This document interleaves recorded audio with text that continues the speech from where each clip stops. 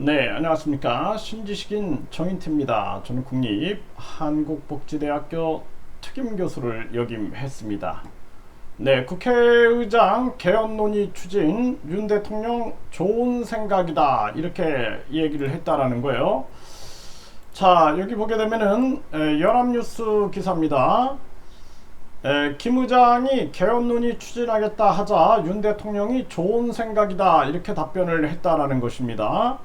그래서 윤 대통령이 의장단 3시간 비공개 회담을 했다 이렇게 제가 기사 내용을 전달해 드렸는데요.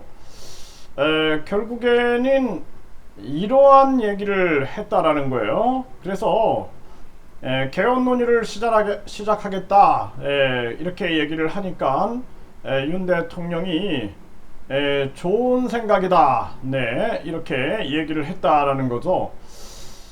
네, 이게 참 안타깝습니다. 저는. 그래서 지금 김진표가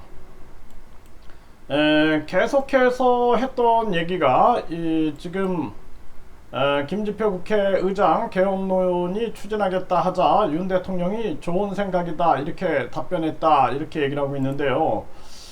김진표 국민투표 없이 국민투표 없이 국회 의결로 개헌하자 이런 발언을 했어요. 그래서 김진표 국민투표 없이 국회 의결로 개헌하자.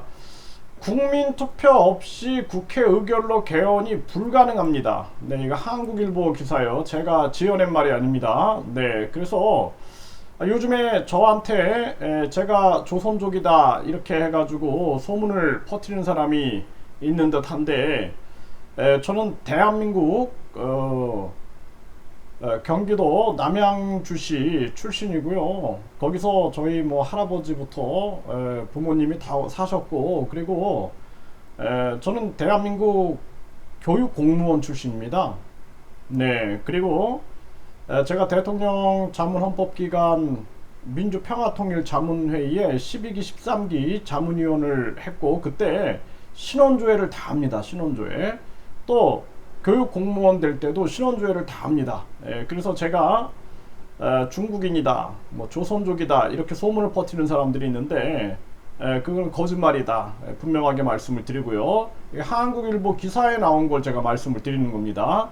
그래서 김진표 국민투표 없이 국회 의결로 개헌하자 이렇게 얘기를 한 바 있다라는 거죠.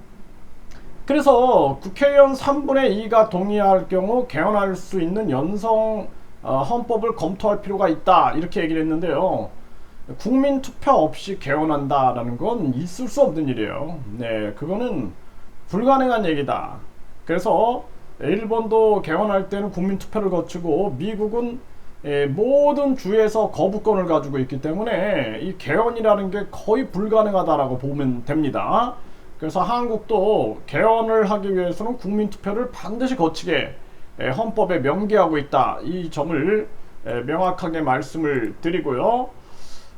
그리고 이 김진표가 개헌에 대해서 윤 대통령에게 논의하겠다 그랬어요.